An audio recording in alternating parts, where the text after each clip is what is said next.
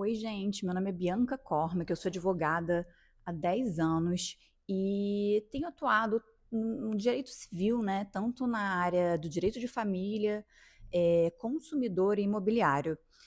E eu hoje vou falar de um caso de uma cliente que veio tirar dúvida comigo sobre aluguel. Se inscreve no canal, aperta o like para que esse conteúdo seja distribuído para mais pessoas, tá? Hoje a gente já vai começar com um assunto bem polêmico, assim, que não existe uma resposta certa. A imobiliária fala uma coisa, os tribunais falam outra, mas assim, eu quero transmitir para vocês de uma forma fácil de entender, apesar de o assunto não ser muito fácil. Mas vamos lá, sem enrolação. O negócio é o seguinte, uma cliente minha veio me procurar e ela morou durante alguns anos em um imóvel que era alugado, ela era locatária, né, desse imóvel, e quando você entra no imóvel, você faz uma vistoria de entrada e depois uma vistoria de saída, depois que você deixa esse imóvel, né? E aí a imobiliária e o dono do imóvel, ele vê se criou algum dano, enfim. E, gente, tem danos, eu vou fazer isso num outro vídeo, tem danos que vocês não têm que pagar, que o locador não tem que pagar, que é desgaste natural do imóvel, tá? Mas isso daí eu vou deixar para um outro momento. Mas a questão dela foi o seguinte: a imobiliária que era responsável pela vistoria demorou acho que 10 dias, se eu não me engano, para fazer a vistoria e para entregar o laudo. E a questão toda é a seguinte: ela continuou pagando o valor do aluguel para o dono do imóvel. E ela veio falar, doutora, eu tô achando absurdo isso, porque a imobiliária demorou para fazer a vistoria, demorou para me entregar o laudo, enquanto isso eu tô pagando o valor do aluguel. Isso é certo? E, gente, é lógico que não, né? É, enquanto não for feita a vistoria e enquanto a imobiliária não te entregar tudo o que você tem que fazer, né? Pintar parede, enfim, todos os danos, né, que você causou ao imóvel, é óbvio que você não tem que pagar esse tipo de aluguel. Só que o que é impressionante é que assim, pelo menos aqui no Rio de Janeiro, todas as imobiliárias cobram enquanto é feito a vistoria, o que é um absurdo, entende? Porque você não está usufruindo do imóvel, não tem sentido isso. Só que todas cobram e todo mundo paga. Esse é o pior. As pessoas, elas. Geralmente a imobiliária fala assim: olha, está escrito no contrato, você assinou, então você tem que aceitar. Mas, gente, nem tudo que está escrito no contrato é certo. Tem várias cláusulas que são abusivas. Imagina assim. Se tudo fosse perfeito, se todo mundo fizesse o certo, para que existiria advogado no mundo? Não faria sentido. Então as pessoas elas criam contratos super abusivos, arrancam dinheiro de você de forma que não é legal e as pessoas aceitam. Então, assim, nesse caso dela, não é possível, não é certo ela continuar pagando esse aluguel durante o prazo da vistoria.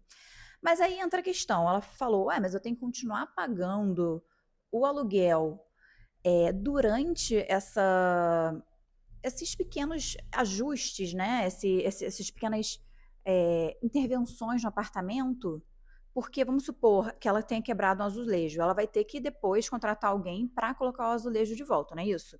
Durante esse tempo que o pedreiro está lá trabalhando no imóvel que ela morou durante anos, ela vai ter que continuar pagando aluguel? E é aí que está o problema. Porque o que, que acontece? As imobiliárias cobram, todas cobram, basicamente todas cobram esse tempo em que você está fazendo reparos no imóvel que você estava morando. Só que a verdade é que não é certo cobrar. Só que depois de você devolver o imóvel, o proprietário pode sim entrar com uma ação contra você, exigindo esse valor que você demorou para consertar o apartamento. Porque vamos olhar agora pela perspectiva do proprietário do bem.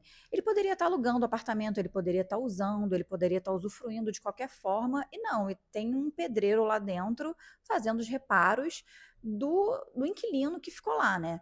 Então, ele pode posteriormente entrar com essa ação contra você. Só que assim, isso é uma responsabilidade dele provar o prejuízo. Ele que tem que entrar com a ação depois da pessoa que está alugando o imóvel e provar que ele teve prejuízo, que demorou demais, enfim.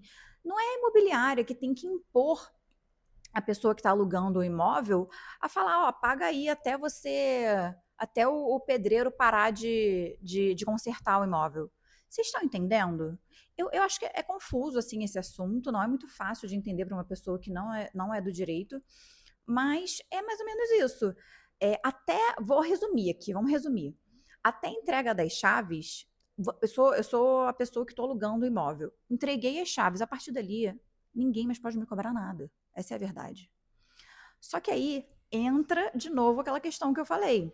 Pode ser que posteriormente, se você demore demais para consertar esse apartamento que você estava morando, que o proprietário ingresse com uma ação contra você falando que ele teve prejuízo, porque você demorou demais para consertar o apartamento e ele ficou sem poder usufruir.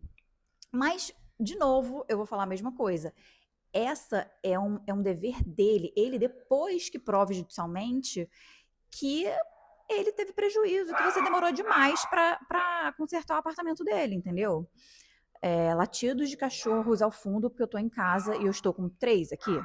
Mas enfim, é isso, gente. Eu não sei se eu consegui explicar exatamente para vocês como é que funciona isso, mas a verdade é que esse assunto é bem complexo e se vocês tiverem dúvidas, escreve aqui que eu respondo e eu espero ter ajudado. E escrevam também em outras situações que vocês têm dúvidas em relação a aluguel, imobiliárias. As imobiliárias, elas são super abusivas, tá? Elas colocam cláusulas que não deveriam estar ali, então as pessoas acabam pagando sem saber, ou então. Ah, deixa eu só contar uma história. Um outro cliente meu, uma vez já tinha perguntado para um outro advogado sobre essa cláusula. E o advogado falou assim: Ué, meu filho, isso está escrito no contrato, você tem que cumprir. E, gente, não é assim. Não é assim que funciona a vida. Não é porque está escrito lá no contrato uma coisa que você tem que cumprir, entendeu? Então é importante você procurar um advogado que de fato seja sério e esteja por dentro também de todos os assuntos e muito por dentro das decisões do STJ, da jurisprudência, porque muito advogado acaba informando o cliente errado, tá? Enfim, é isso. Um beijo, até a próxima.